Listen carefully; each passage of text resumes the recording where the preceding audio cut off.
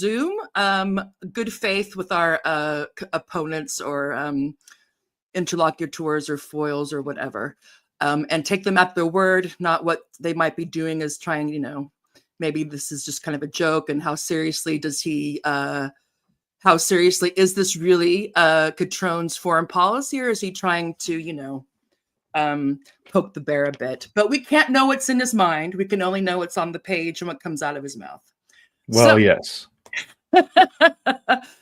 Anyway, so let's dive into a kind of a baffling case, I think, in the world of Marxist thought. So today we're looking at an intriguing contradiction. Cutrone's article, "The Future Belongs to America, So Should Greenland," and his accompanying discussion on the Compact podcast. We also looked at part of that in preparation for the show with, I always want to say Michael Schellenberg, but that's not what it is. It's somebody else. Anyway, it's Jeff Schellenberger. Okay, thank you. Well, anyway,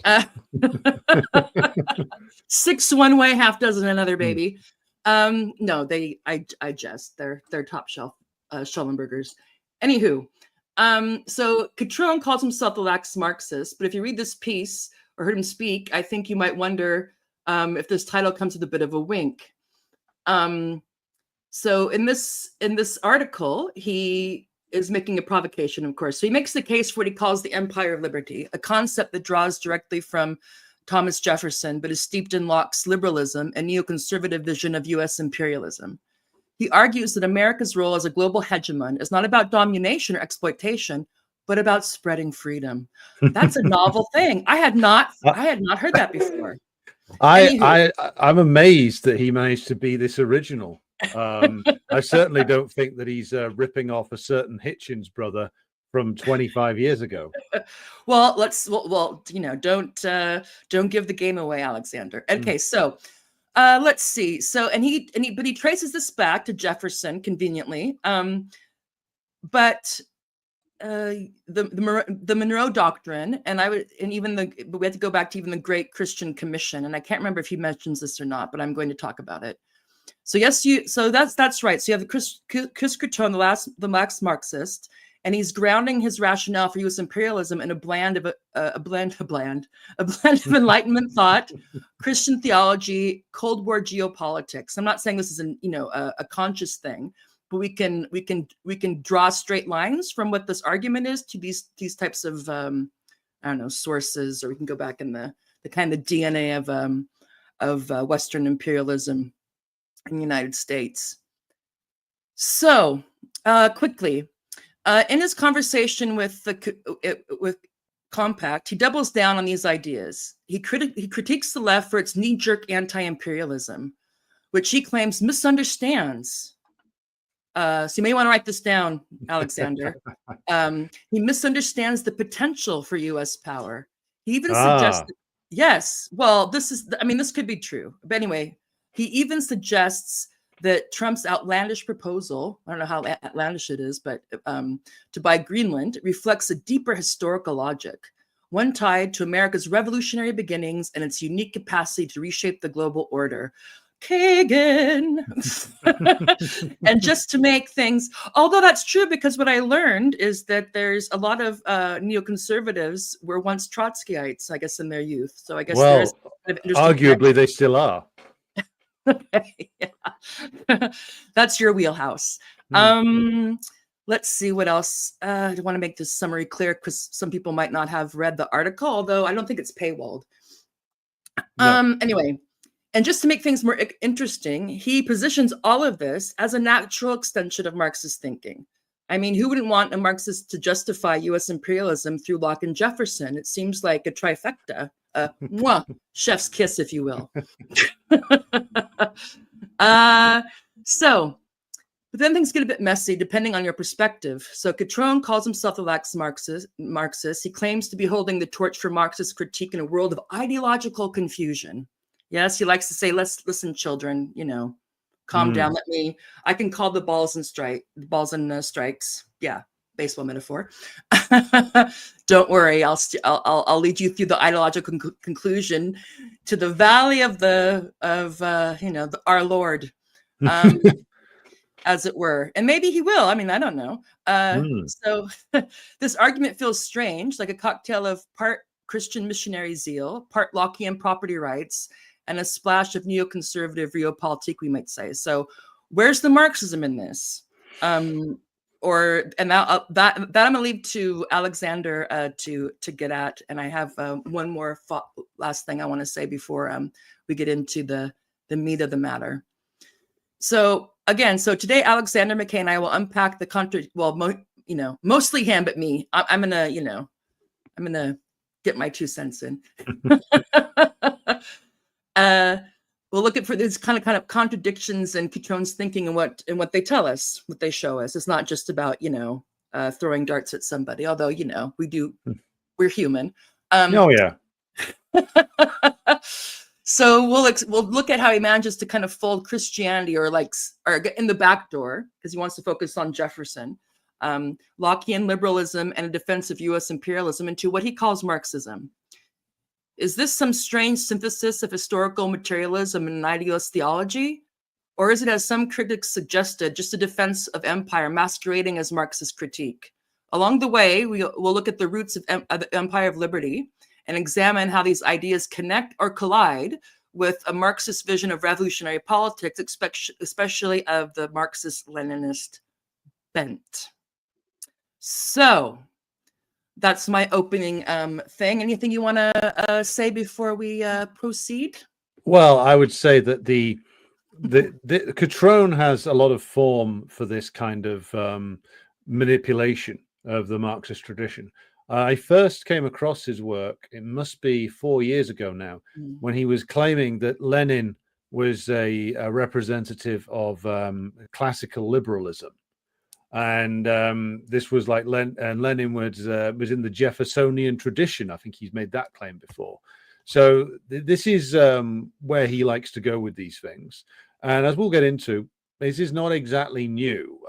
This is a method that has been used before by various individuals from the Trotskyite tradition, including Max Shachtman, who was Trotsky's personal secretary, and including, of course, Michael Harrington, who was the founder of our friends in the DSA. They of the Jazz Hands Conference and announce your pronouns or be forever triggered. So this is a path that is pretty well trodden.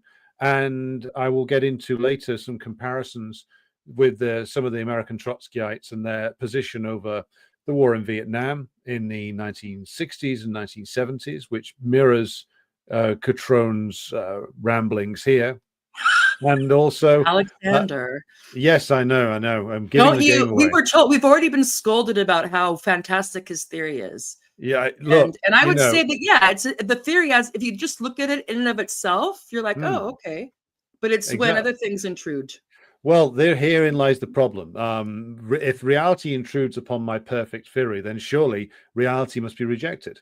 And we must retreat into a world of pure theory where Donald Trump is the new Jefferson.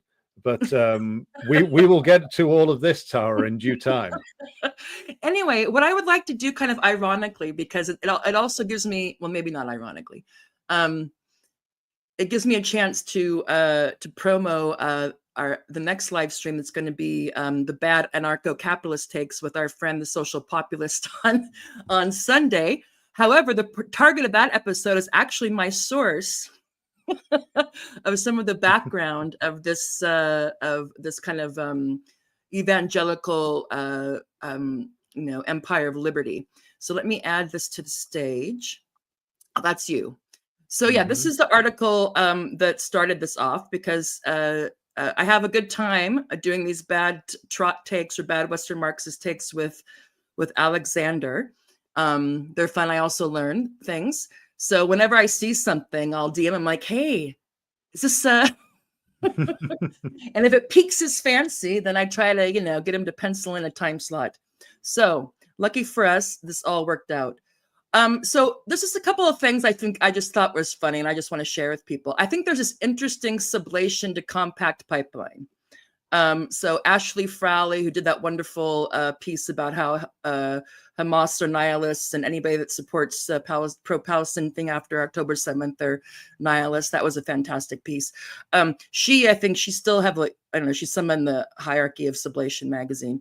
Cutrone, of course, does a lot of. He's kind of the in-house philosopher king, although maybe he's been sidelined. I don't know because I got really pissed off with how they were covering Israel Palestine, and I undid my subscription, and I was like, it's a bit.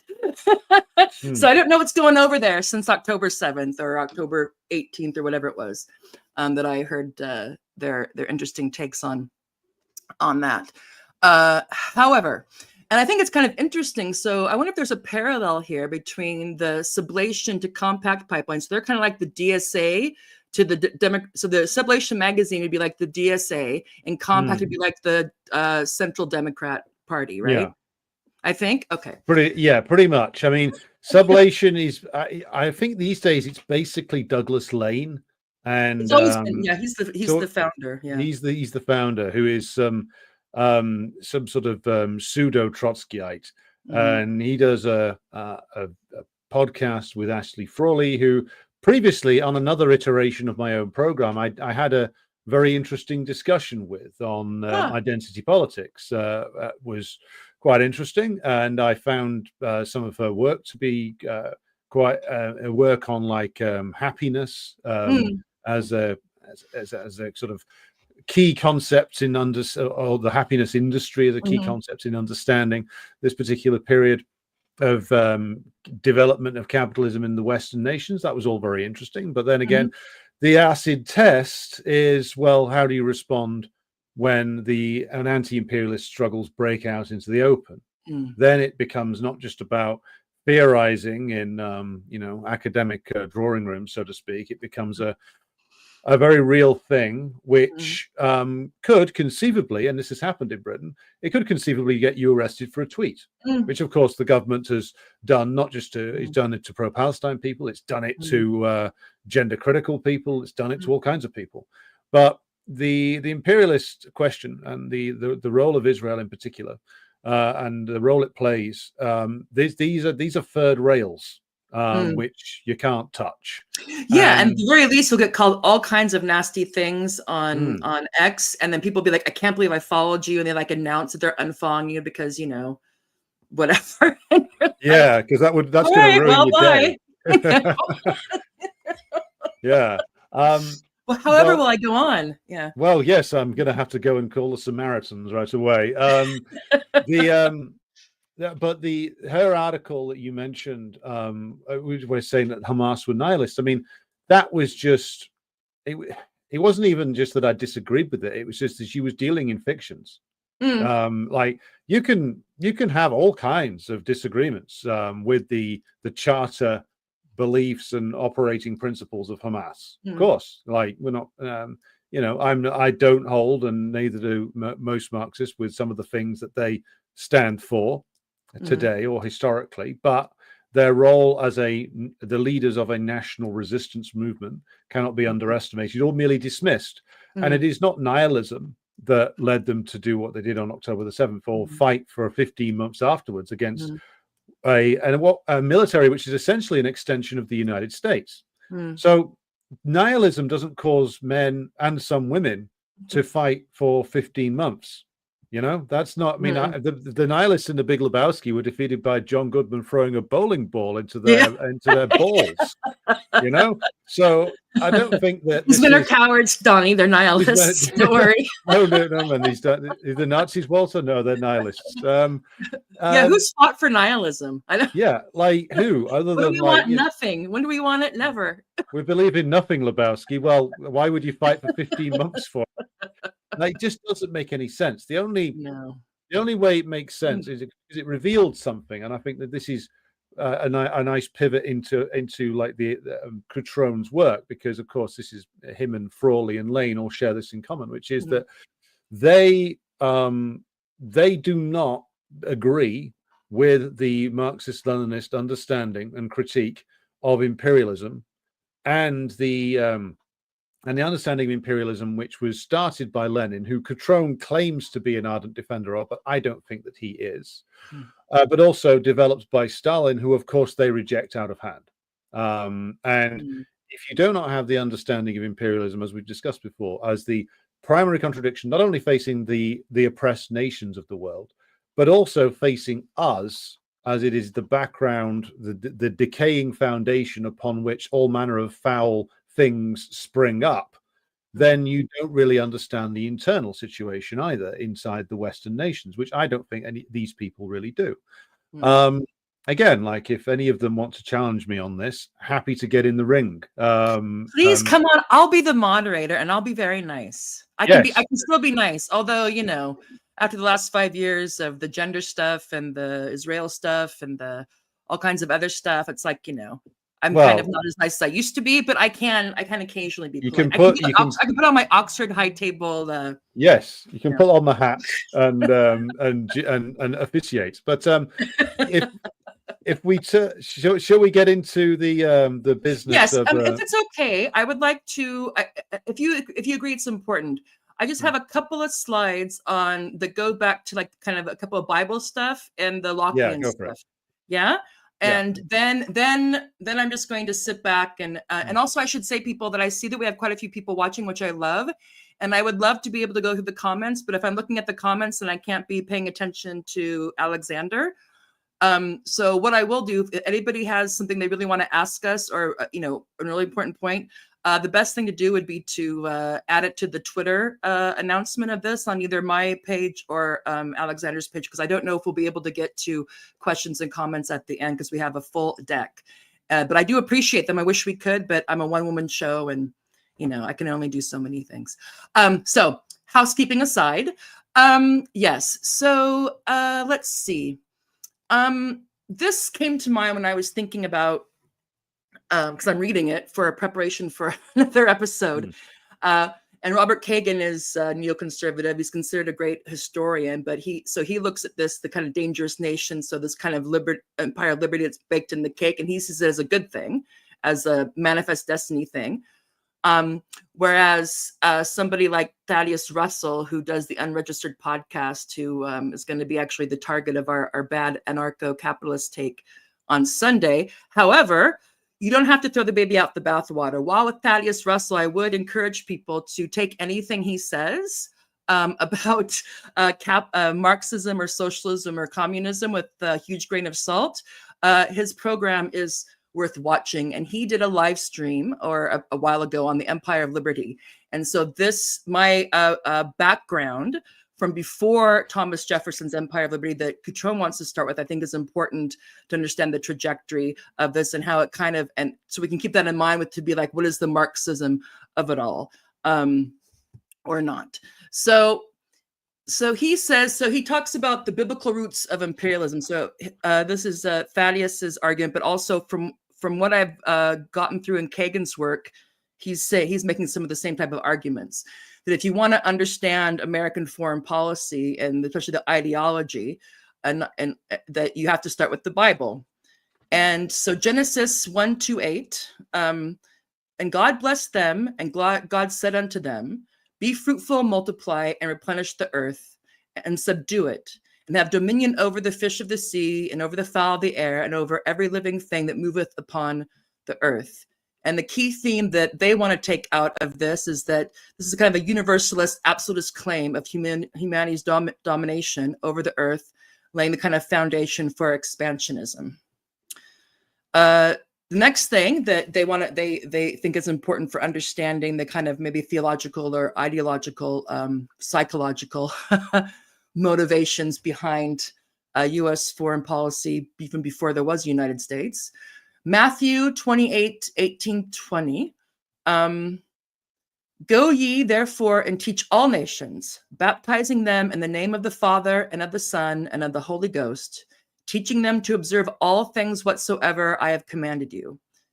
So, Kara, here's a theme, a divine injunction, if you will, to convert and uplift all nations, interpreted as a moral and spiritual mandate for global expansion. I think you don't have to be an expert in U.S. history, let alone Western history, to see various iterations of this. I can think of, white man's burden, the civilizational mission, and all this stuff. Just a couple more. So Christianity and empire. So evangelical Christians, from the founding fathers to the modern United States policymakers, have cited these biblical passages as justification for expansion and intervention. And he says, and I can't dispute this, that even though Thaddeus and Kagan, that even though we tend to think of the founding fathers as kind of isolationists and maybe deists, so not like these radical Christians, he was saying that there's an evangelical Christian thread, especially when it comes to their understanding of the United States and its role in the world. I can't dispute or deny that. I know that growing up, what I got from U.S. history is that, Thomas Jefferson was a deist, Enlightenment thinker, so it wasn't really like, but anyway.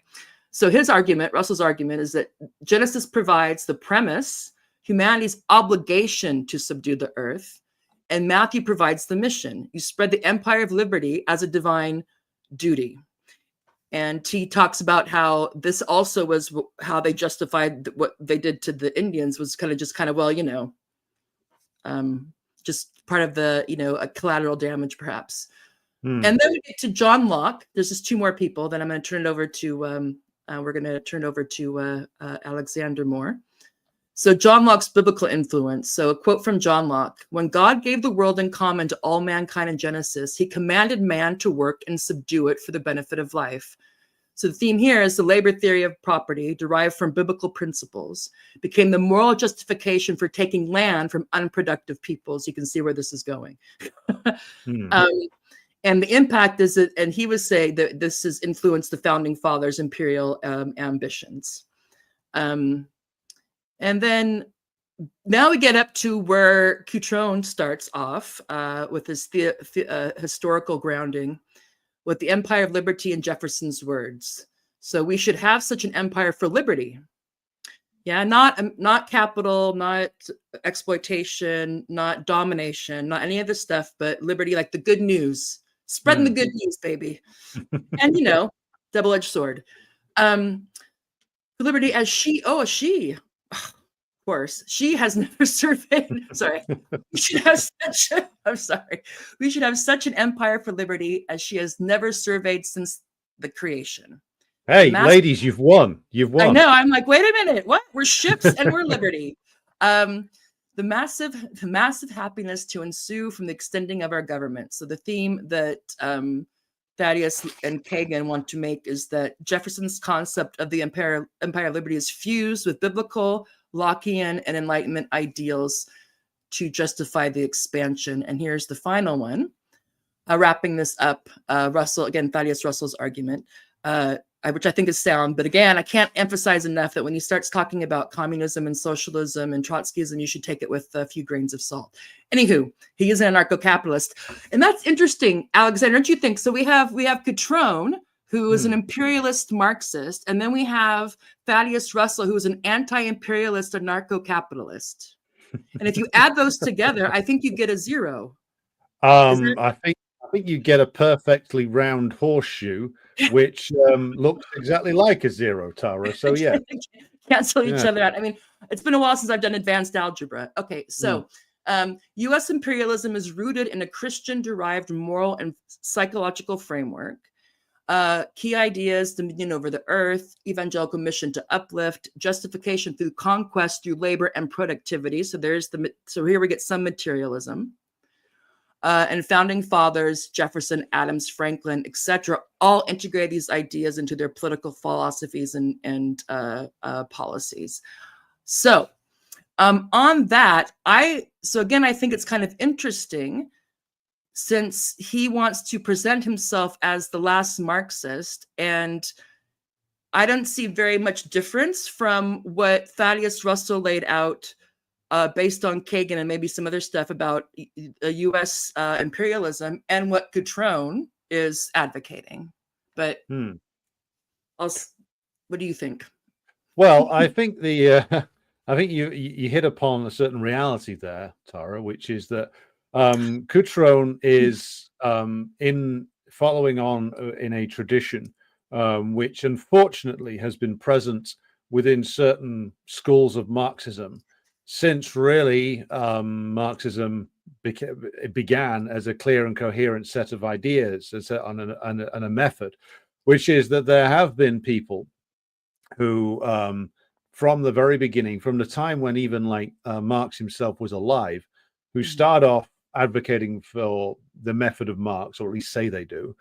But in reality, what they're doing is they're much more in love with the idea of what I think would be best called a certain Western supremacism, or in Cutrone's case, a real piece of American bourgeois exceptionalism. Now, Cutrone, I'm sure, will argue, and perhaps we'll get into this later, that he is provoking, that he is seeking to, he is basically having a tilt at a windmill, perhaps. But what he's essentially arguing is that it comes down to the following core ideas. One, as you indicated, that he is apparently a believer in manifest destiny. He is apparently, if it's not Westward Ho anymore, it's Northeastward Ho to Greenland, or Northward Ho to Canada, or maybe Southward Ho to Mexico. Sorry, yeah, Gulf of America. Gulf of America, that's what it is. That's the real Marxist approach. Real Marxists say Gulf of America.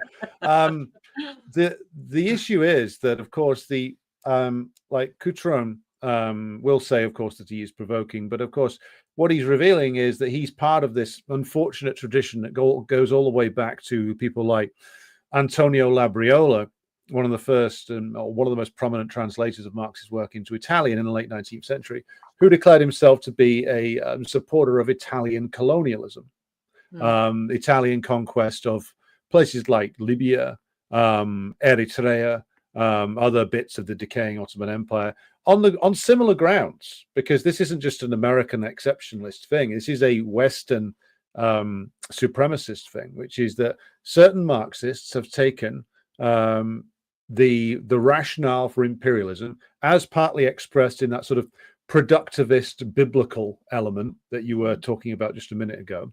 They've taken the idea of Marx and boiled it down to essentially the idea that what Marxism is about really is purely the development of the productive forces. And that is where the liberation comes from. This is what Labriola and people like that, and people like in Britain, like H.R. Hyndman, a friend, not really a friend, but an associate of Marx and Engels, the guy who founded the Social Democratic Federation, which ultimately merged with the Labour Party.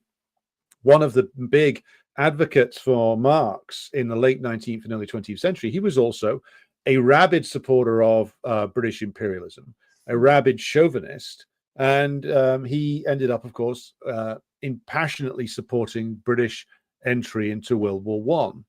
And it was all done on the grounds of that the British Empire was actually developing a proletariat in these barbaric lands, and that by the bringing of civilization in the form of industrialization, we would get quicker to socialism, because these native peoples wouldn't get there on their own, and they needed the guiding hand, basically, of the industrialized nations in order to create a proletariat, which will then give them a better path towards socialism. And so what it boils down to is reducing Marxism to a narrow productivist argument. Now, Cutrone's argument when it comes to the Empire of Liberty, shall we say, seems to be following along similar lines, but he's even more idealist in his application of this, in that he's specifically arguing in the article that Jefferson's Empire of Liberty concept still holds, that the original version, the original Monroe Doctrine was, and this is an argument I've heard before from certain American pro-imperialist leftists, that the Monroe Doctrine was actually about chasing Britain and France out and Spain out of the Southern and Central American nations. And as Cutrone specifically argues in the article, that Canada is a beachhead of Europe in Northern America and must be destroyed. Now, we can all laugh at the departure of a certain Mr. Justin Trudeau, Canada's most famous black and white minstrel, but a man who declared you could have whatever gender you liked, but also the state could kill you if you were suffering from mild depression.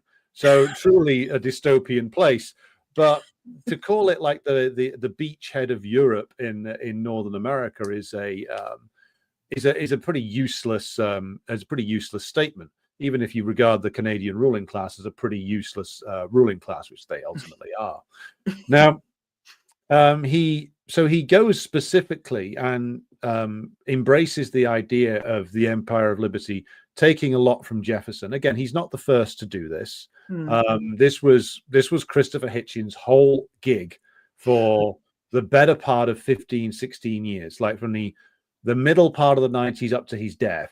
He was constantly on about this. He wrote books about atheism, Enlightenment values, Jeffersonian democracy, that kind of thing. And Cutrone's basically going down the same lines here. And he's framing it as a moral mission, of course. But herein we get to the point that why he does this. It's because for the likes of Cutrone, they appear, I think I'll scratch the word appear, there's no need to qualify it. He does reject Lenin's analysis of imperialism, and he does reject anti-imperialism. He's very specifically rejected it and has been open about it. He would consider both of us knee-jerk anti-imperialists. Yes, yes. Well, jerking of the knee when tapped by the hammer of imperialism implies a healthy political reaction. And we did not practice that ahead of time. That was lovely. No, I didn't. That's all it. You know what that is? That's my 6 weeks of improv drama coming back right there, Sarah. So if the hammer of imperialism does not cause the knee to twitch when it hits upon the nerves, then clearly Chris has got a deadening of the nerves and he should see a political doctor, because the last Marxist apparently doesn't see imperialism as being riven with contradictions as well as being very oppressive. So if we think about why we those of us who are Marxist-Leninists see the Empire of Liberty, even if Thomas Jefferson was completely 100% sincere in wanting a unified republic, maybe uniting with the likes of Simon Bolivar to make one republic from the northernmost point of Canada down to the southernmost point of what is now Argentina. Let's assume for a moment that Jefferson and Franklin and Monroe were absolutely 100% sincere in wanting to do that. Well, there's a difference, though, between Jefferson's written work and his loudly expressed principles and his life and career as a thinker and philosopher. There's a difference between that and President Jefferson.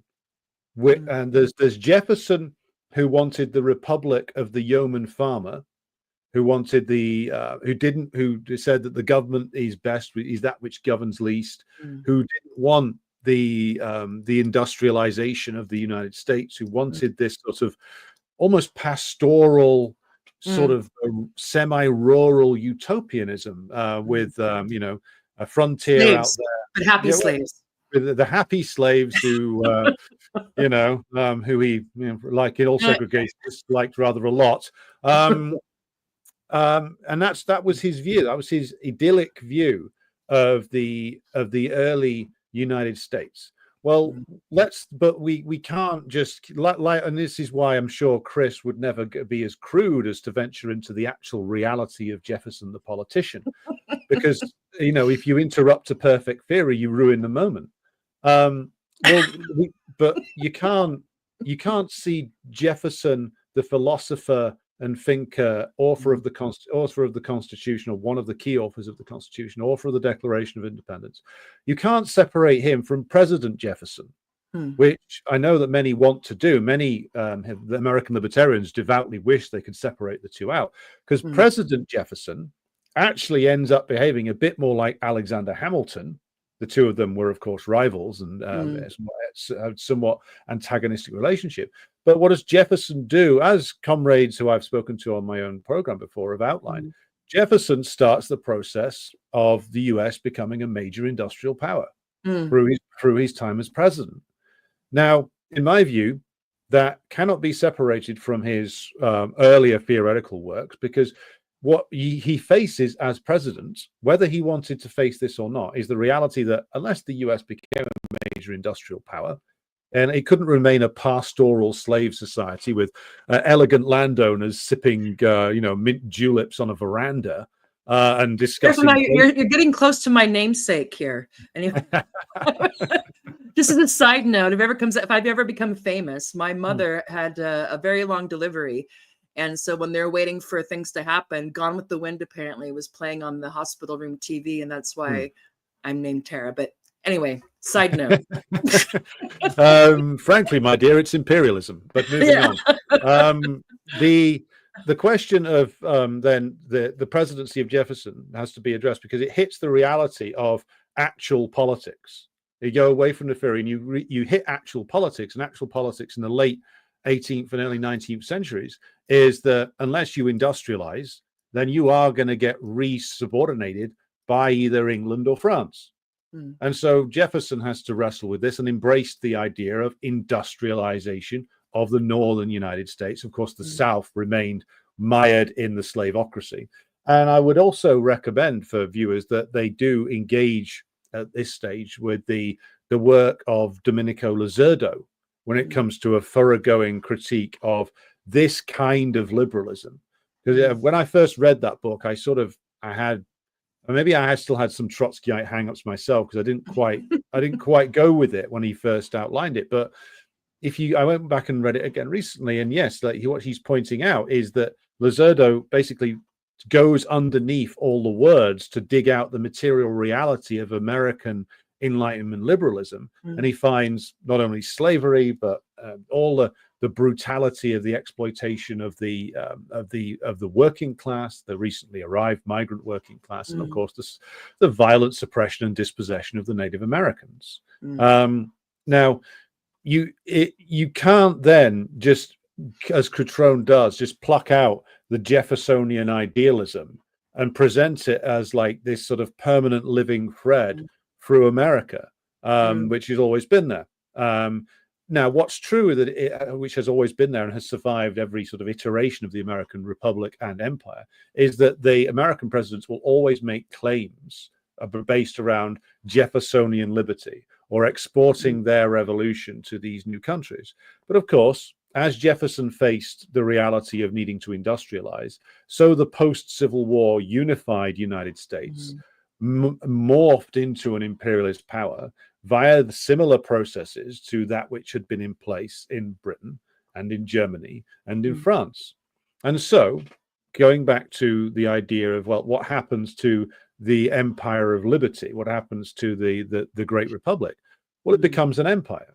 And it becomes an empire because it goes through processes which Chris Cutrone and his friends should understand, but apparently don't. Because if you read Marx, Capital Volume 1 and 2 and 3, if you read Lenin after him, but let's focus on Marx for now, because we apparently can all agree that Marx is good.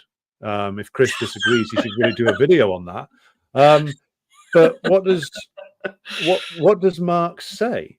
Marx says in Capital Volume 2, and he's that the industrialized nations go through this process whereby the ruling class will be seized with fits of mania and will go and seek to cut out commodity production, move to a world which is purely about moving money around, moving from I mention this a lot, but Marx goes into it and it's important, from money to commodity to money again. Just then you cut out the commodity production.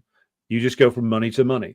And alongside that process comes the declining rate of profit, the declining ability of capital to profit off the employment of labor in the US, and the beginning of the US to be an imperialist power as it seeks to export capital rather than actual commodities. Starts in arguably as early as the 1880s. And the US goes into this imperialist period. So that material process then has to have a effect on the concept of the Empire of Liberty, because it's no longer being sold as the idea that you are extending Jeffersonian democracy to Cuba, which they weren't, by the way, or extending it to Haiti when old Teddy Roosevelt sent the Marines in to occupy Haiti. Was he extending Jeffersonian democracy to the Haitians? Or was he restoring a form of colonial control in order to enforce the debt claims of New York banks? Well, let's again intrude upon the realm of ideas with material reality. I know this is going to upset a lot of people who don't like that, but material reality actually is quite clear, which is it was to enforce the debt claims of New York banks over Haiti, because the New York banks had been buying up debt from the French, who were still owed a load of debt from the Haitians, who had the temerity to free themselves from slavery. So the interaction of the material reality of the transition of the US from a republic to being an imperialist power naturally has its impact upon the ideas that are used to justify various different things, the narratives of the US ruling class. So when you become an imperialist power, your narratives change along with it by interacting with the material base. This can't be helped. And so the realm of ideas, the realm of the Jeffersonian mystique is not the same after that interaction with that new material base of the United States as it would have been in 1780 or 1790. It can't be. And so to say that it can be, or to say that there is this uninterrupted thread, well, I'm afraid that just isn't true. The words are there, but the actual reality of what they would mean if Trump puts this into practice, well, let's ask the question: what does this mean for the Greenlanders? And what it would mean, again, to bring in material reality, is that the Greenlanders would probably, if at best, they would be employed in the rare earth metal extraction business, which is what not really Trump, what the US ruling class actually wants from Greenland is the rare earth metal supplies that they are not going to have access to in Russia, or looking more and more likely in Ukraine or in China, and that the Europeans, or Afghanistan, that the Europeans are losing access to in the Sahel.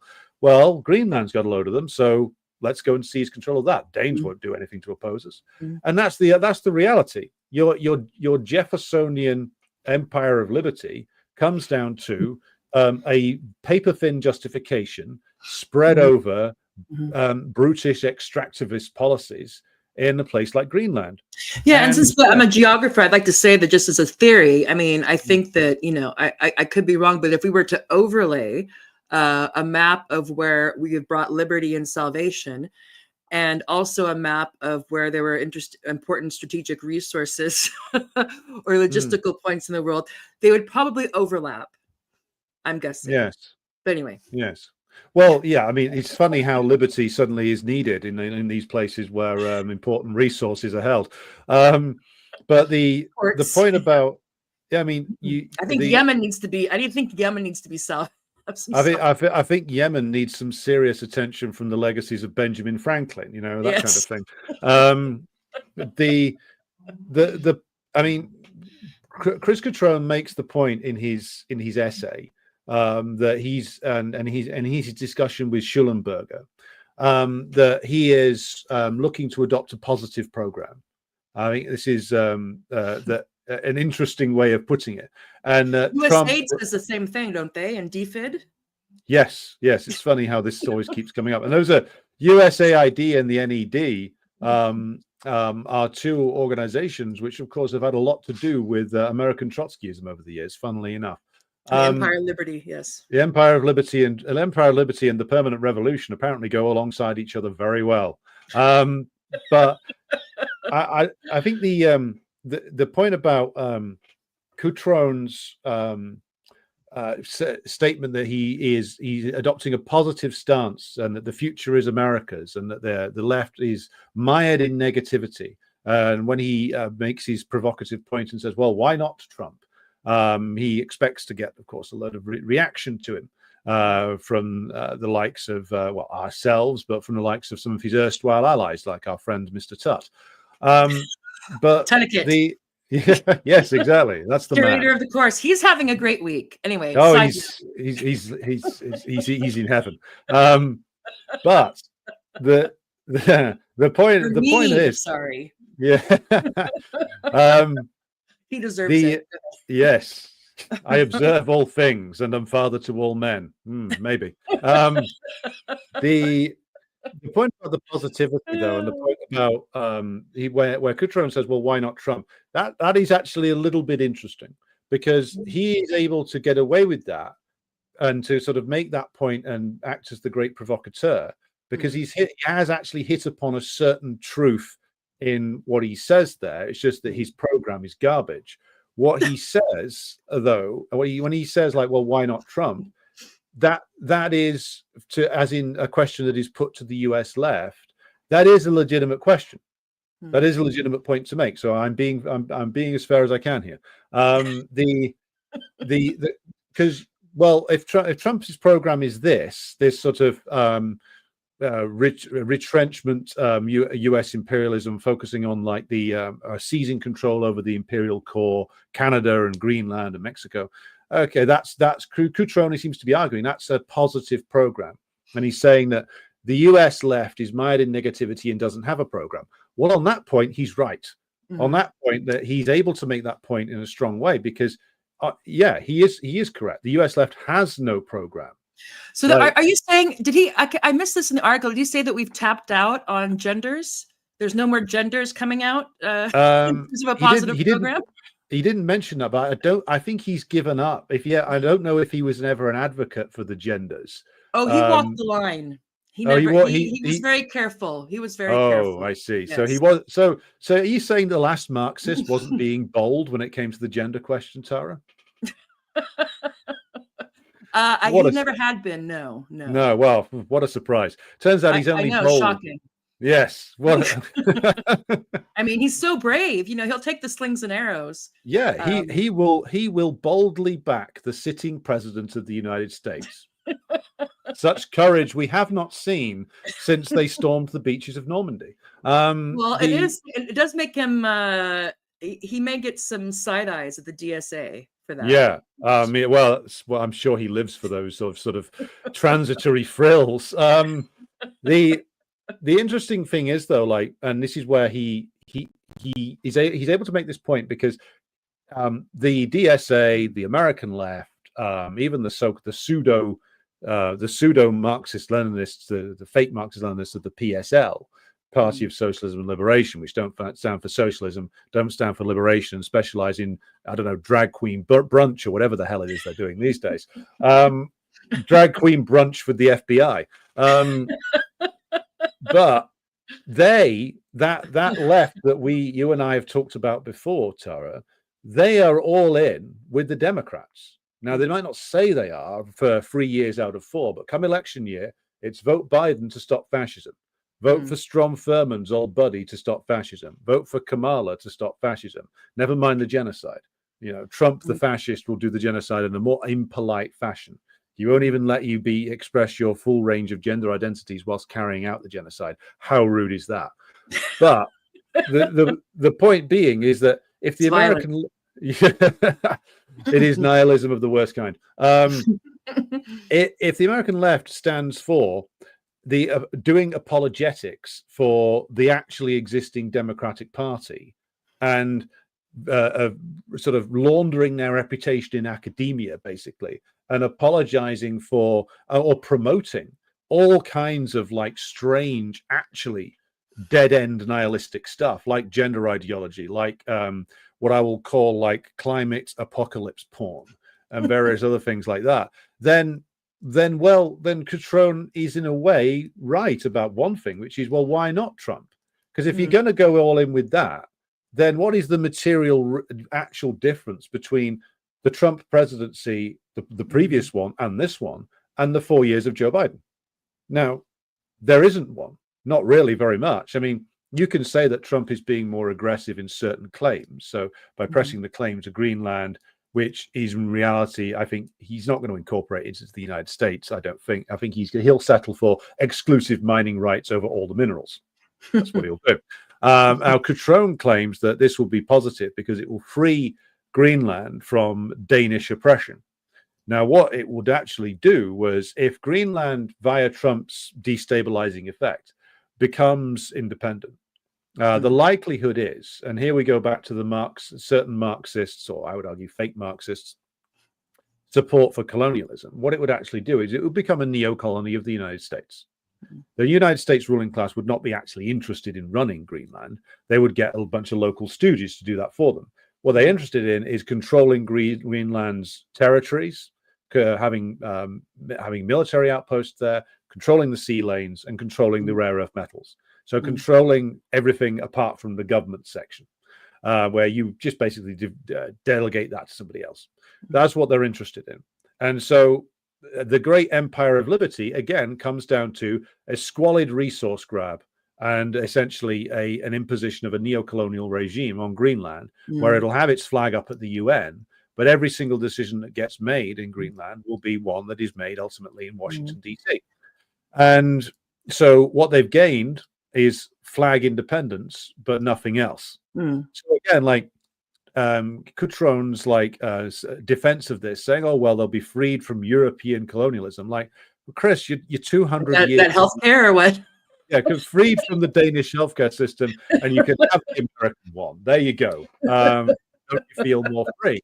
But I mean, what Cutrone seems to be doing, and I think this goes to the question of like romanticization, is he like many others who were, well, shall we say, put themselves in the service to the ruling class. You see the same attempts here being made by the former Trotskyites, or perhaps current Trotskyites, of Spiked magazine, if you're familiar with those particular repulsive selection, people like Brendan O'Neill. What they are doing and what Cutrone very is upset doing, about the ceasefire, by the way. very upset. Real leftism demands genocide.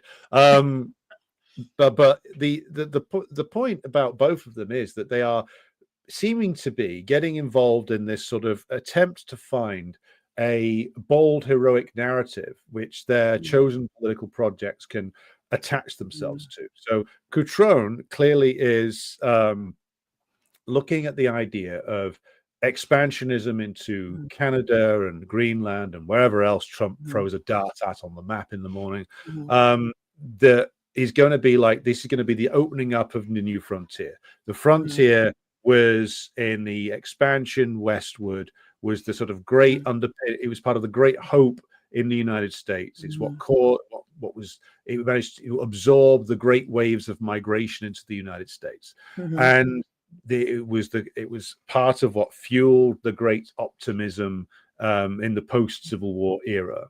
So Cutrone seems to be casting about, looking for these positive elements in the opening up of new frontiers, and in the belief that this will cohere around the Trump project as a unified sort of national narrative, which can be used to knit back together again a sort of fractious, divided US society. I think that's what maybe Cutrone is interested in. I think that's what Schellenberger, Jeff Schellenberger, and the Compact crew, they are definitely interested in that. So I don't know if Sohrab Ahmari is still involved in Compact. Yeah. But people like him, they were very interested in finding this narrative around which they could sort of construct what they viewed as a renewed conservative social democracy, which is what Compact magazine is ultimately in favor of as an editorial stance. And so Cutrone is obviously, he's on that beat now. He's doing some intellectual work for them in constructing that. And just as, to return to our old friend Daniel Tutt, just as he has to construct a version of the Democratic Party, which is rooted in the mythology of FDR, so Cutrone, Jeff Schellenberger, Sohrab Ahmari, and others are now constructing this sort of mythological version of the Trump movement onto which they pin their hopes for a revived social democracy. You see, they're not all that different to the likes of Daniel Tutt, the DSA, the PSL.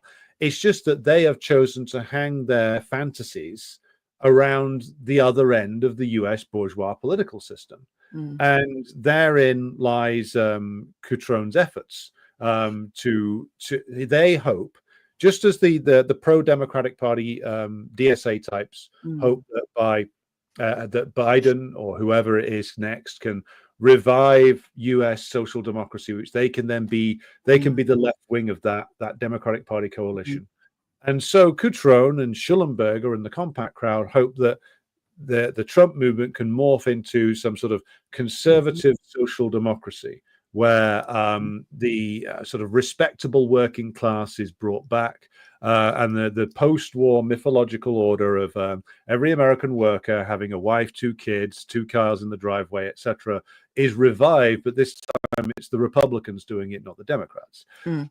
The grim reality for both of them is that these fantasies, and they are fantasies, are completely divorced from material reality, evaporate on contact with the real world, and only really serve to make excuses for those already in power.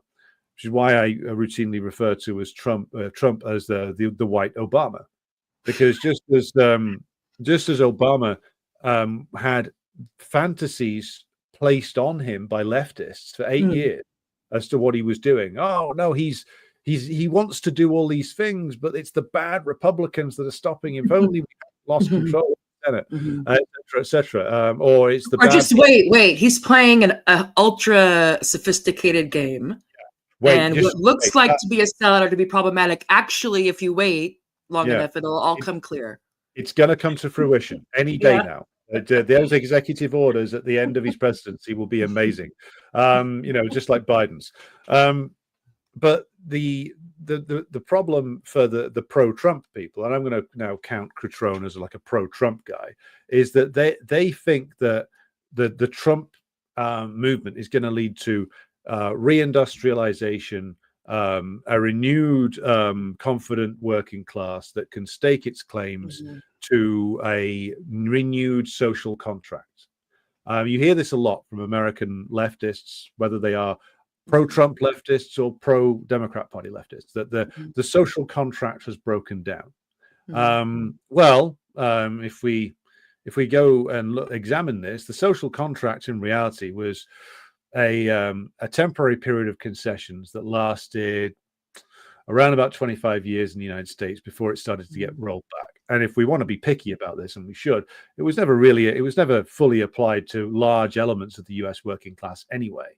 The model, the fantasy of what the American worker was in the 40s and 50s applied, I would argue, principally to well-paid industrial workers in Chicago, New York, maybe peak period Detroit, and a few other American cities. It didn't apply in the American South, certainly not to the black working class population, arguably not to large elements of the white working class population either. This view of the American worker as as enjoying the richest life in all things is a construction. It is an unrepresentative sample that people like our friends on the various social democratic elements on the left and the right take as like the model that they want to get back to, but which of course is only possible because of American imperialism. It is only possible because of the huge wealth generated by American imperialism in the early part of the 20th century, the great benefit that they reaped from being able to take over loads of markets from European imperialism after World War II, and that they could make concessions to certain upper layers of the American working class. So there's your American social democracy. It runs the same way as the old European social democracy. And again, like this resulted only in a divided working class, which was ultimately, some of it was bought off, some of it was repressed, and ultimately the concessions are all taken away bit by bit by bit. Now, US imperialism is in such a dire state that it can't reindustrialize. It's too far gone. It's every time it gets any state subsidies, whether they come from Biden or they come from Trump, they just go straight into a stock buyback scheme, and like very little new productive capacity is put on. And so, where's the grand revival that well, he seems to think that if tariffs and tax cuts, right? That's what he said. It's like tariffs and tax cuts will be enough to incentivize private capital and other things to invest back in America, I guess, to pick up roots wherever they are in that bad China, who was really wrong to take up over industrialization, bastards. Anyway, and how dare they shift from capital labor intensive to capital intensive? That was not supposed to happen. But that's a different issue. Yeah. But I want to say something before we move on, before I forget, because I am a geographer by training. And I'm thinking about this frontier thing, which of course has a romantic aspect, but also has very much a geographical one. And I was thinking about David Harvey, but not just David Harvey, but like Neil Smith and all those kind of economic geographers, with the argument that one of the ways that capitalism gets out of its crisis through kind of a spatial fix. So either you have to intensify markets or commodification, marketization where you already are, or you expand them. And also, if you and if you have too many people, and you can figure out a way to get them sent someplace else, or the push and pull of migration, and whatnot. And so it's kind of interesting how also I'm guessing Canada never thought that it would become a periphery. So it's kind of like the core and periphery can also change. And also, I think that it's interesting that it can be. We tend to think of the frontier as like, there's the wilderness, there's the civilization or the urban and the agriculture, and there's the wilderness. But it can also be that it's a political and economic process. If you start to shake or undo kind of if there's been a settlement over like property and power, if that becomes kind of opened up to kind of a Wild West type of thing. And then at some point, once probably the people who have the most at stake are happy with the current distribution of goods and power, then all of a sudden they want to formalize it and whatnot. So I'm thinking it's kind of interesting that this is his argument, not just the romantic thing of kind of wanting to see this kind of way of getting out of this morose or this negativity, but also it's part and parcel of one of the things that capitalism has done to deal with its crisis is to spread them around, to postpone them. This what Harvey would call the spatial fix, usually in terms of the overproduction of capital, but that could be for other reasons, be also people or whatever. And so I just kind of think is there? Could you see that's also there's the romantic element in this, and the kind of but also an accelerationist, maybe. Yes, I think to draw on your example of the frontier as the place where the surplus population can be sent, where where new opportunities arise, where a place can be settled in terms of suppressed and then ready to urbanized also, urbanized, etc. That was a key part of like Western imperialism for US, British, French imperialism for quite a long time. The British in particular were phenomenally successful at turning settler colonial nations into longer lasting nation states. I mean, yes, indeed. Hello. Sorry. Anyway. There's a problem for this now, though, which is that even if the US goes for this maximalist agenda of trying to incorporate Greenland and Canada into the United States, well, there's a reason why Greenland is sparsely populated. It's not easy to live there. There's a reason why the Canadian population mainly lives on the long American border. Again, it's hard to build and to live up in the Arctic region. It would take a gigantic amount of investment to create opportunities there. And the US ruling class is not in an investing frame of mind. And materially speaking, they can't invest because their whole system's actually spinning around giant amounts of debt, which it's unstably sitting upon. The productive capacity of US capitalism inside the continental United States is getting lower and lower. So expanding the land base of the United States isn't going to solve any of those problems. When they were doing westward expansion over 150 years ago, you had a growing and very effective industrial base in the eastern and central United States that was essentially underpinning all of this, which required new land, which required new resources to be found and exploited and incorporated into the Union. Well, what are they going to do in Canada? What are they going to do with Canada that they can't do now? Canada is a podcast I listened to a while back said that Canada is essentially 5 or 6 mining companies masquerading as a country. And the principal place they sell to is the United States. So what's the US ruling class going to get out of like expanding the frontier into Canada and taking over 30 odd million Canadians, many of whom don't want to be American citizens anyway? So what are they going to do with that? Are they going to settle the Arctic Circle? Is this some kind of have the Grand Fort Wizards in Compact magazine come up with this as an idea? Are they going to settle Greenland? How does this work? Like, this is the problem with this, is that, like, again, like much of this idealism, reactionary idealism, it's not based on an assessment of material realities of US power as it is currently constituted.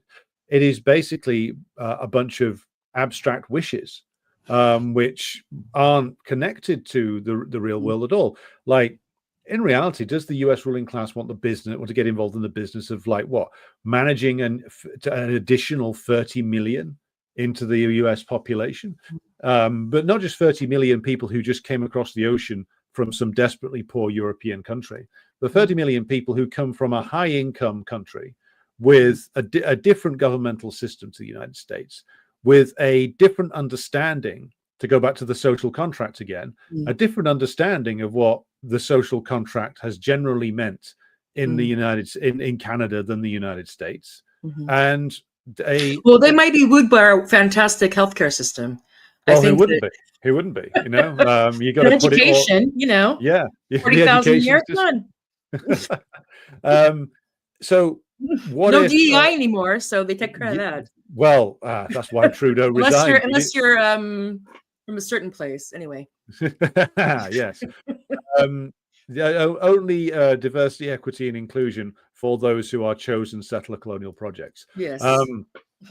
But I don't think that the US ruling class is going to actually want the business of incorporating millions of citizens who have a higher expectation of what government services are into the currently constituted United States.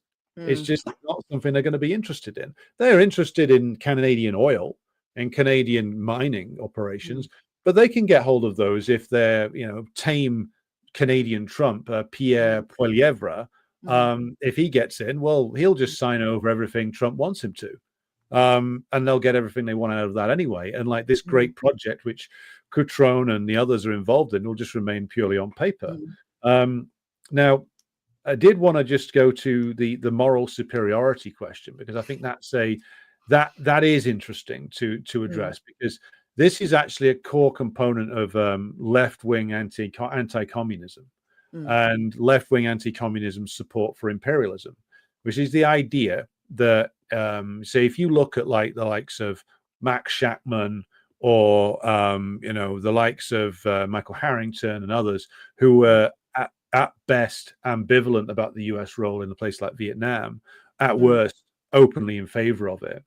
What they will argue, and you can see this in some of their writings, is that the Western, mainly US, concept of liberty, as in the concept of the sovereign individual being the core of political projects, the sovereign individual as analyzed and, you know, embraced, promoted by Enlightenment liberal thought. John Locke, you can argue, like the French Enlightenment philosophers, Denis Diderot, maybe Rousseau to an extent, but I would argue he had much more in common with the later developments in Marx. But certainly Locke, certainly the French philosophers of this pre-revolutionary period, certainly like Jefferson, the idea of the sovereign individual.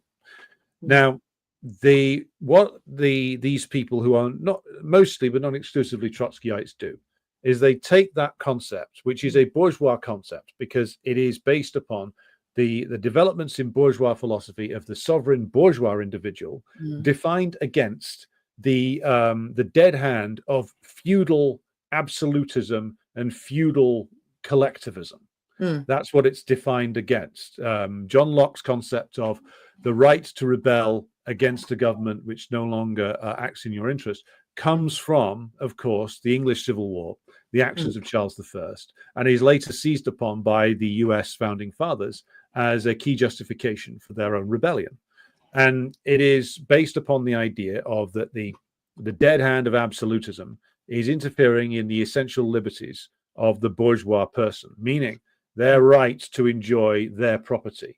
To use Locke's analysis, it's you mix your labor around, mix your labor around with something.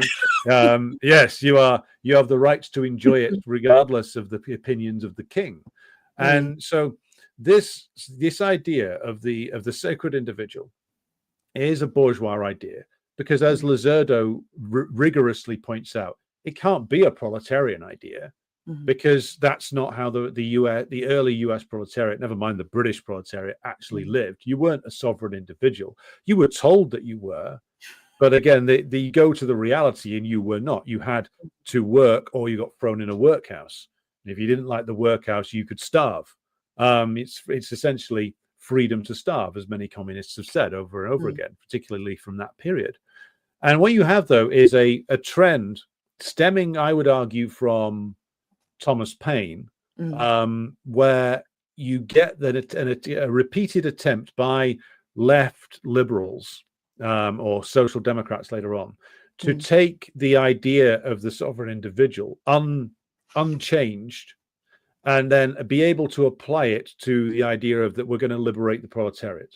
That what is wrong with Enlightenment philosophy and the ideas of the founding fathers is not that these things were limited by their class origins, and that to actually honor the progressive elements within them, we have to analyze them and overcome them, and that they are incorporated into our new our communist politics, in terms of we have a line of dissent from them. We take the undeniable progressive elements from a John Locke, or from a Hegel, or from a Rousseau, or from Thomas Paine, but again, to go back to the sublation word, these are then incorporated into a communist politics, because these are a line of dissent that comes through Marx, and form his engagement with and critique of and rejection of large elements of that legacy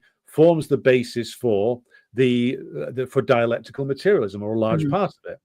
Now, to me, that's a pretty standard understanding of the line of descent from the Western philosophical tradition into Marx. The problem with those who follow from Paine, and I would argue anarchism also plays a part in it, also does this, it still clings to that sovereign individual, and the sovereign individual and rights-based theories applied to the sovereign individual, and uses that as a critique of communism in the 20th century, saying that the sovereign individual has to be free to do X, Y, and Z. And if not, then it's totalitarian, right? Yes, isn't that kind of... Yes. Big thank you to Hannah Arendt, by the way, for that particular joy. But this is what the entirety, I would argue, of the British left, whether it calls itself Trotskyite or social democratic or Bennite or Corbynite, this is what it's all based on. It's all based on a read of the development of history, which still seeks to keep this bourgeois concept at the center of it. It's not, as Marxist-Leninists try to do, saying that the bourgeois concept of the sovereign individual is inadequate for our needs.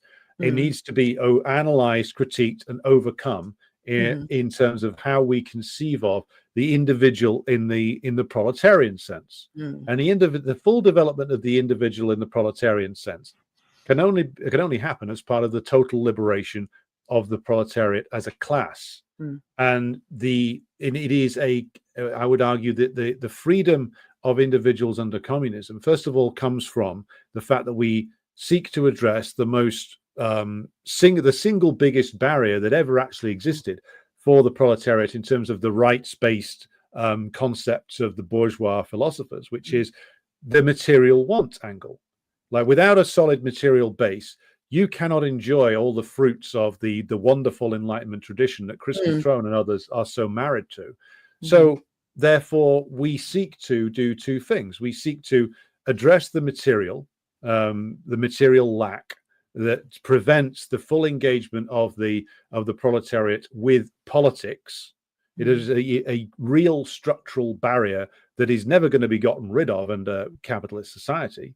So you address, as far as you can in the initial period after the proletariat comes to power, the material lack, but also at the same time, to reinforce that, you then bring real power to the proletariat for, I would argue, the first time, by actually having the proletariat assume a collective responsibility for the management and planning of economy and society, which is the communist argument. This is outlined very clearly in both Lenin and Stalin.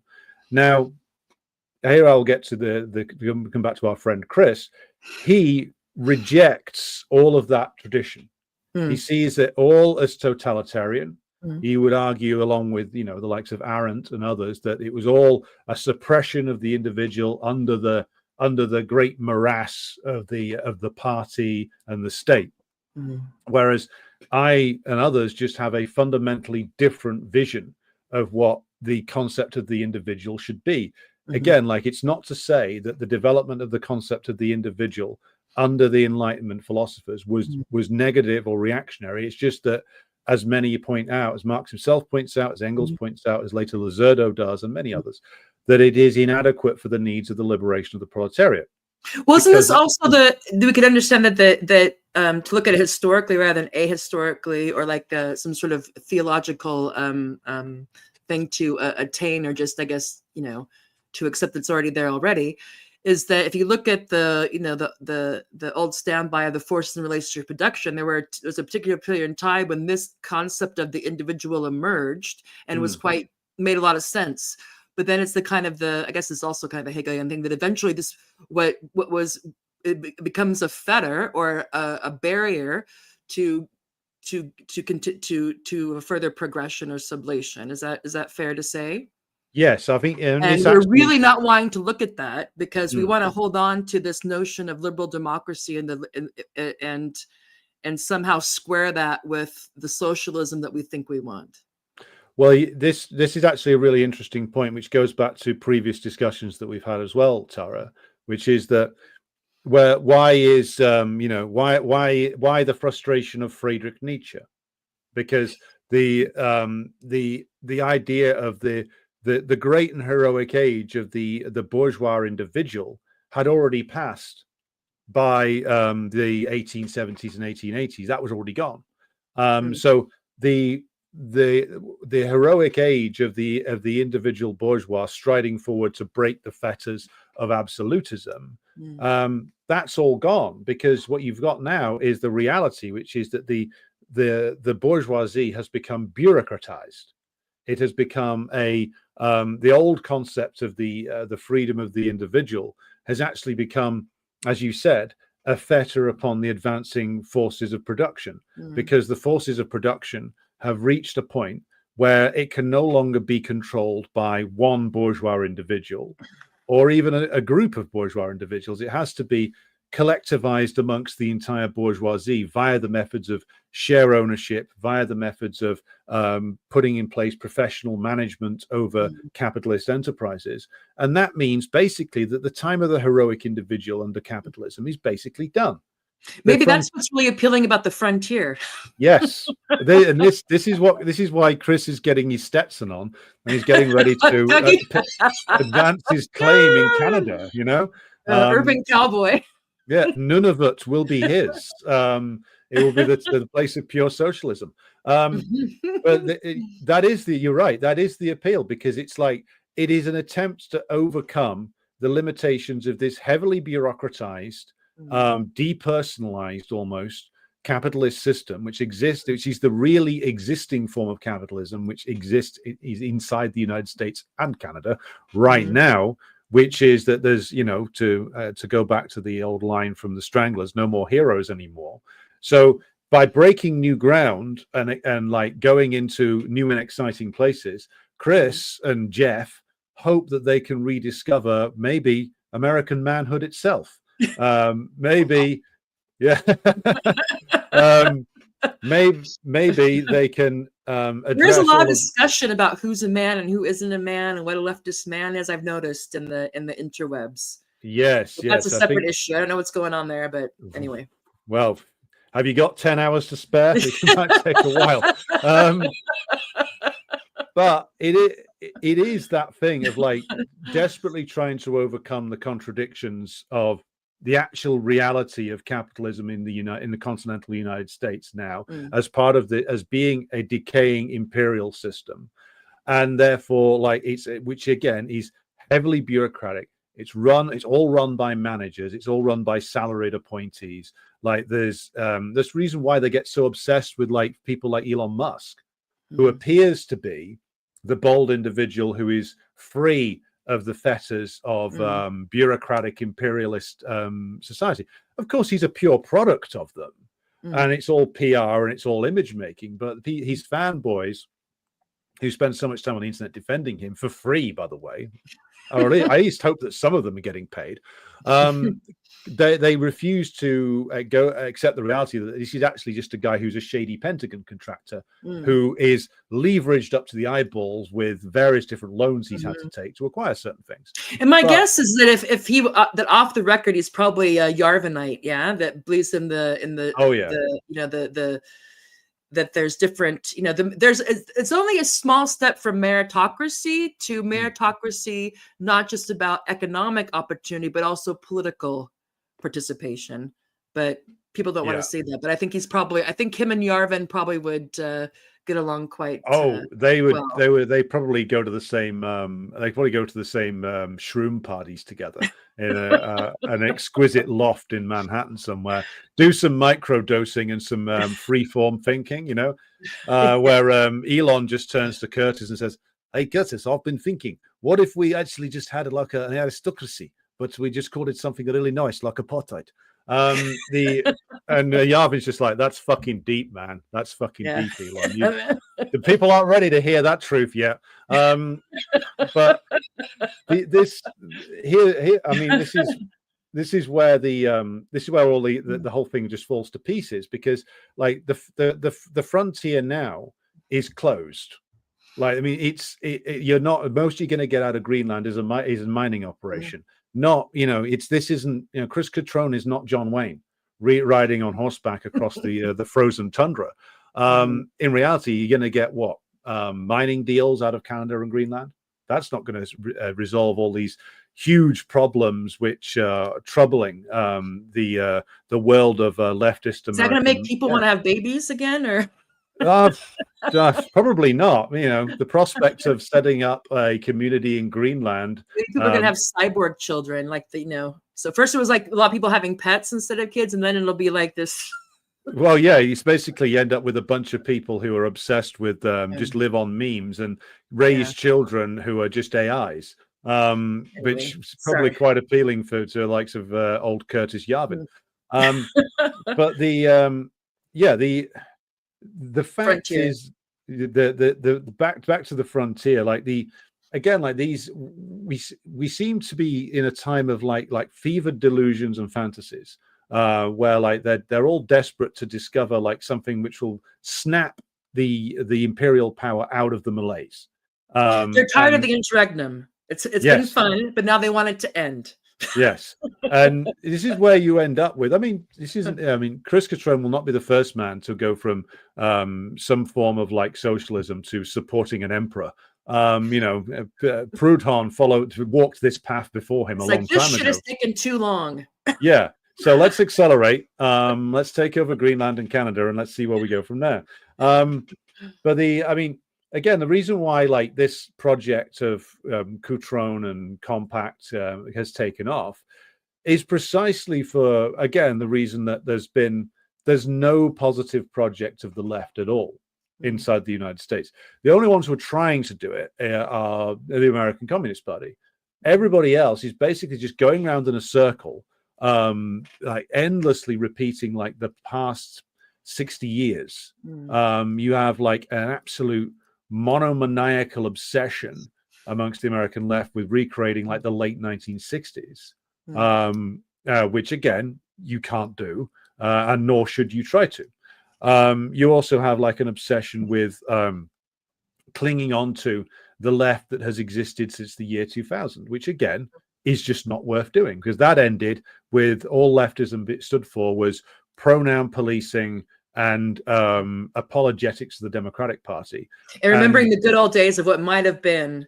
Yes. Bernie. Oh, yes. Do you remember when we were? We would have won. Yeah, Bernie would have won if only he'd come back. And by that I mean not to justify Israeli genocide. So again, like the you can spin this sort of what I would call like a neo-Reaganite fantasia as an optimistic turn, only if your only adversary is essentially Verso books and the various like representatives of American leftism. Because next to them, yeah, Ben Burgess, give them an argument, Ben. McManus, was that? Yeah. Yeah. Sam Anyway. Cedar, various others. If you take your opponent to be them, then yes, you can say we are the optimists. We want to see the further development of America, etc., etc. Whereas our opponents are only interested in obsessing over the past. And if you define the entire argument as that, then yes, you will come out of it looking like you at least have something to say, because your like opponent, the grown up in the room. Yes, he like the way that Chris addresses his children. But the other point metaphorical is, like, children, the Marxists and whatnot, to lose their head, get confused, and yes, they need this the firm paternal guiding hand of Chris Cutrone to lead them onto the true path, which is the road to presumably endorsing J.D. Vance in 4 years' time. But then again, you have to, if you're Chris Cutrone, you have to define your argument as being with these like representatives of the American left. You can't, you don't want to address like maybe he can prove me wrong by taking up this challenge. You don't want to address the point about like what American imperialism really is. Again, to go back to our previous critic, don't get in the way of the perfect theory. Don't let reality get in the way of the perfect theory, because you look at what the real world American imperialism, which is stretching over the last 100 years. But let's just use the example of the post-World War II era, which is rather than, as Chris would claim, as the Jeffersonians would claim, dismantling European colonialism, saving European imperialism from destruction at the end of World War II. That doesn't sound like the carrying on of the Jeffersonian spirit to me. Or like, all of the suppression of anti-colonial movements that the US has engaged in, including ones that, by the way, were not communist and which actually favorably cited the American founding fathers in their justifications, such as not nihilist. That's important. And definitely not nihilist. Can't have those nihilistic national liberation fighters who believe in nothing and also national liberation. Okay. We have a good time here, don't we? Well, this is where you come for the critique. This is not alcohol. I just realized that the can might look like that. I'm not imbibing. It's some sort of weird. No, this is too early. Not that I would be wrong, but it's not 5 o'clock yet. It's too early for Marxism after dark. And I am. Oh, but you should see when Alexander gets the red light going on behind and it starts swirling around. Then when I he basically on his Che Guevara hat. When I sort of take on the role of a Marxist Oliver Reed, then it gets really interesting. But the fact that Cutrone and all the others, I mean, I'm not just going to limit it to him. Let's throw it at. I'm sorry. Give me a moment. Okay. The talk of Marxist Oliver Reed is too much for you, clearly. Okay, I gotta. What I need to be the mother of the horde here, right? Yeah, I gotta run a tight ship. Recenter. Okay. The fact that like the likes of Cutrone and Tut will not engage with the actual real world examples of like what American power really is, whether it is a Democrat at the top of the particular pile, or whether it is a Republican, whether it is Joe Biden, Kamala Harris, or Donald Trump, or J.D. Vance, just says that like none of these people are remotely serious about actually confronting any of the real world contradictions. They're not. Like they might say, well, I'm in favor of a strengthened workers' movement. Well, okay, let's just briefly break that down and look at what that would mean. That would mean that the American working class becoming increasingly unified and discovering through pressing forward its claims, even on something quite basic, such as being able to earn enough to be able to eat without getting themselves into gigantic amounts of credit card debt, or being able to actually afford healthcare treatment and things like that. even if they pressed forward wage demands based on being able to address those very basic needs, they would find themselves in a fundamental confrontation with the US ruling class almost immediately, which not only does not want to pay them enough to actually cover those basic needs, but actually cannot do it. That's the thing. They cannot do it because the system has decayed to the extent that the actual profitability of American capitalism inside the continental United States actually isn't very good anymore. Where so much of American, so many American corporate structures are so mired in debt, they are effectively zombie companies, whereby if you actually disturbed the basis upon which that debt is handled in the various different ways in which it is traded, in which it is held by banks, in which it is basically kept to a minimum payment schedule. If you disturbed these arrangements in the smallest of ways, through like giving higher pay settlements to loads of different workers groups, etc., then the whole system would start to shake uncontrollably and would start to look as if it was going to fall to pieces, which it might. So herein we have the problem, which is that those who say they want to see the reemergence of the American workers' movement, they want to see the reemergence of an American trade union movement worthy of the name.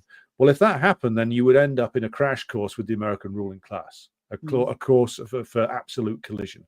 And some of the people in the American trade union movement do actually know that, which is why they capitulate so quickly. But we are, I would argue, approaching a point where these massive contradictions that are built up and up and up that are facing the US working class, build up for 40 plus years. These are going to break open pretty soon. And all the fake frontiers in the world won't be able to save the academic noodlers like Chris Cutrone, Daniel Tutt, and others when these things do break open, because it's going to lead to a class war in the United States on the scale of which we haven't seen probably since the 1930s. And that's what will happen. But I don't think any of these social democratic noodlers really want that to happen. They want the ruling class to come to their senses, realize they need to give a bit to the working class, open up some new frontiers, allow Chris to open that colony in Nunavut, and then and then stability will be restored. Yeah, I mean, I know I would I talk about imperialism and bring up Zizek is a bit problematic, but I do think that a lot of him, I find it useful ideologically, because they want to have this decaf politics. Yeah. So they want to have revolution without revolution. They want to still maybe subconsciously or unconsciously want capitalism without capitalism. They still think they can try to square that circle without having to confront the serious challenges and to really risk the period of disorder that would likely be part of that. I think they don't. I think it's one thing to think about in the past revolutions or things over in other places, but to actually have that disorder and unease where they are, I don't think they want that at all. I think they think they can polite their way out of this kind of DSA Silver Lake barbecues or something. If they just say it right or get the chart right, then somehow it'll, I don't know. And then if not that, then this frontier thing, then why not? So there's that very kind of PMC kind of Tut-esque type thing, and then there's the fuck it, why not Trump? Why not take Greenland? Why not this empire liberty? Go. Yeah. Well, this again, you're because again, that's right. Someplace outside of Chicago where he is, I'd imagine. Yeah, which is that you take the struggle far away from you and your own social position. Meaning that let Trump have the frontier. Maybe that'll revive things, or let's go along with Biden and the Democrats, and maybe greater Israel is for the greater good. I don't know, why not? Well, I think that'll be his next piece, and especially with Compact. Why not greater Israel? Well, he's already almost gone there, hasn't he? And he's Cutrone's response to October the 7th, accusing everybody else of being essentially like an anti-Semite or a reactionary or whatever formulation he used there. Yes, I mean it's all about pushing the struggles away, like finding a new frontier, pushing the problems elsewhere, which just goes to show how much bourgeois ideology like thoroughly infiltrated these supposedly Marxist organizations, because the again, see, let's just use the concept of the frontier again. The frontier, if we're going to use the American imperialist term here, we're going to use American imperialism as our example. The frontier goes from being internal to the United States to being global, which is that you, as an imperialist power, you push your problems out into the world. Now that can come through like getting the dirtiest jobs that no longer can be done profitably inside the United States done in China or later on in Bangladesh or Cambodia or Indonesia. Cheap raw materials, cheap raw materials from African nations such as, of course, Nigeria, Congo, etc. So you push certain of those problems out over there. You then are able to push certain other problems away because through having the international reserve currency, you can do what the Keynesians and the modern monetary theorists want you to do, which is what a lot of the American left were invested in for a while, which is the whole modern monetary theory, made possible, as Kelton admitted, by the fact that this is an international reserve currency, which is until fairly recently looking unchallenged in terms of its ability to always have buyers for the dollars that they create. And with that, you can, of course, again, the frontier becomes global because you are able, through the exercise of that unique privilege, to transplant your problems elsewhere. You owe, if you've created... Are you telling me that was the main driving force of globalization, not fantastic integration and cosmopolitanism? I think we might be onto something there. Okay, go ahead. I thought it was a coffee. I'm disappointed too, Tara. I thought it was a Starbucks in every street corner that you could get different varieties of syrup in. But it turned out. They almost managed that. Just as an aside, I'll never forget. I'm sorry, I just have to, because what was it, 2001? Yeah. I was in Shanghai for a year in 2001. And I remember I was traveling around with a friend of mine in Beijing, and we went into the Forbidden City, and I shit you not, there was a Starbucks inside the Forbidden City. It has since been taken out because I guess they couldn't take it, but there wasn't like a great sign. There was some sort of like kiosk, like like souvenirs or bathrooms. And I saw a little sign. I'm like, is that a Starbucks sign? Like a little thing outside the door. And I go in there, and there was a Starbucks inside the Forbidden City. I was like, oh my God. Anyway, I think we can track the swings and roundabouts of the differing lines in the Chinese in the Communist Party of China via the presence of Starbucks in key Chinese locations or not.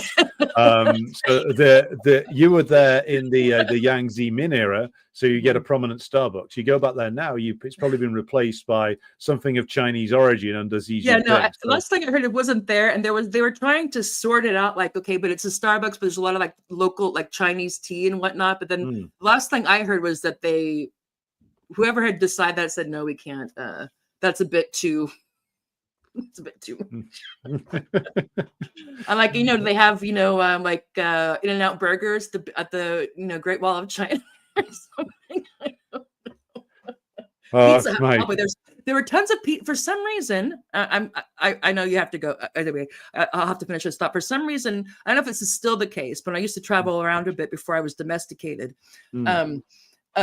Everywhere was Pizza Huts and KFCs.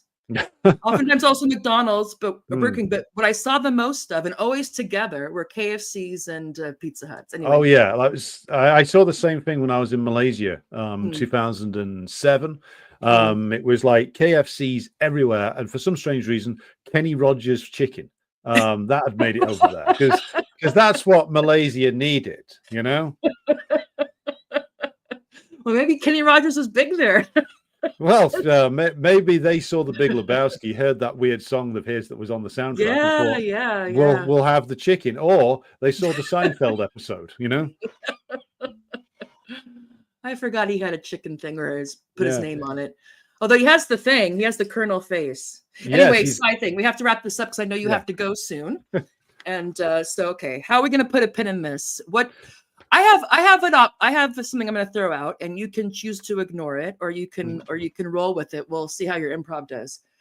Because in terms of this, empire of liberty, and also the Bible quotes and whatnot, I mean, you can read this in a kind of imperialist capitalist way, or a bourgeois, Nietzschean way, or either way. I guess anyway, those aren't always together. But also, there's the phrase, workers of the world unite. You have nothing to lose but your chains. The Socialist Internationale. So which I think. Oftentimes people think that Marx was all about equality, but he didn't talk about equality that much, about freedom. And I think, development and this type of thing, species being and all that. But what would be the form and content then? I know you have to speculate, but what would be the form and content of that type of empire of liberty, or even call it an empire of like a Soviets of liberty?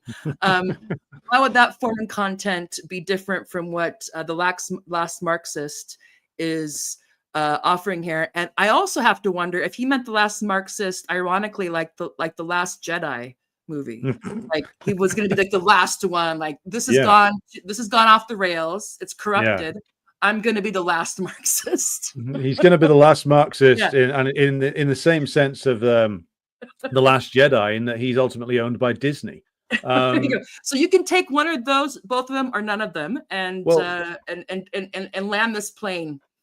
I think that it's worth just jumping off your discussion point there regarding the Marxist view of freedom, because I think this is something which needs to be developed much more than we perhaps have been developing it in those of us who are Marxist-Leninists in our own discussions, because I think we've allowed the likes of Cutrone, through his bourgeois individualist framing, to claim this way too much. And libertine, we have libertine framing, even worse. We've allowed them, I think, for perhaps too long, to actually claim this mantle of like the defenders of like the free individual, the inheritors of the Enlightenment tradition, etc.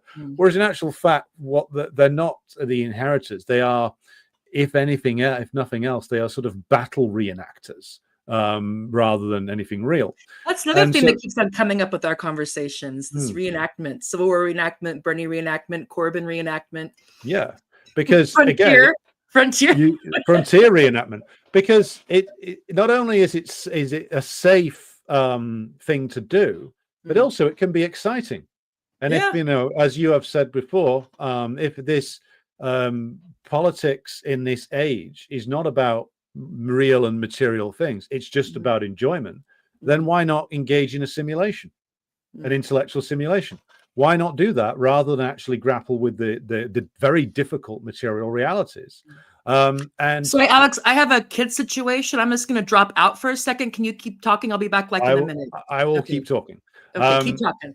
So to complete the thought here, to go back to the Marxist conception of freedom, which is something which, again, we do not necessarily talk about nearly enough. If you go and read the works of, say, Stalin and the works of Mao, or indeed Lenin himself, you read about the situation that was being developed in the Soviet Union in the 1920s and 1930s with regard to the system that was being built there, you start to see a clear distinction with regard to the different conceptions of the freedom of the individual that were popularized under bourgeois thought, and that which is popularized or started to be popularized in the 20s and 30s in the Soviet period, and later on in certain periods of Chinese history. And this is typified in the interviews that were done between Stalin and two representatives of the West, H.G. Wells being one of them. The dialogue between Stalin and H.G. Wells actually is all about this differing conceptions of freedom, with H.G. Wells, the Fabian socialist and enthusiastic eugenicist, by the way, basically playing the role of critic of Stalin and making all these points about individual liberty, and Stalin responds with a robust defense of the concept of freedom of the proletariat under the dictatorship of the proletariat, meaning that for the first time the great majority have the chance of actual, to use a more modern term, actual self-actualization in under this system, because suddenly you have the ability, the start of the ability of the working class as a whole to be a wholly rounded human being. And a wholly rounded human being in the sense of not only having the responsibility of working, but also of playing their role in the planning of the economy and state and the management of that and the implementation of those plans, but also being wholly rounded in the sense of cultural advancement, be having the time and the resources to actually develop themselves as a cultural being in a way that they would never have been able to do under the Tsardom, of course, that you cannot do under capitalism. What you get as culture under capitalism is largely slop served up in a bucket by Hollywood and delivered to you whether you like it or not, and they'll charge you for the privilege. So this concept of freedom, I think, needs to be seen more as how we as Marxist-Leninists are in favor of the all-around the development of the human in terms of being free not only from basic material want, but also free from intellectual underdevelopment, which is a key part of how capitalism maintains its control and how the bourgeois ideology maintains its stranglehold over the imagination of the masses. And it is that concept of all-encompassing freedom, which can only come through collective action, which we stand for and defend, in comparison to the likes of Chris Cutrone and others who keep doing this sort of retreats to the Enlightenment, but an Enlightenment thought which has been separated from material reality and therefore has become reactionary by the fact that it seeks to cover up contradictions rather than. It wouldn't be fair to say that even at its peak was only something that was accessible by a small minority. Yes, only accessible by a small minority, but at least in its progressive, at least in that period, there was a relatively progressive edge to it, because the bourgeoisie were at least a rising class that were actually taking the productive forces and therefore the culture of these societies forward. You try and apply it now in a period of decaying imperialism, then you're only carrying out a reactionary act, because you're defending, whether you know it or not, the actual power of the existing ruling class, which is now long since past its sell-by date. All right. Well, Alexander, I like it when you put on your laser eyes. So I got the glasses on today, you know? Yeah.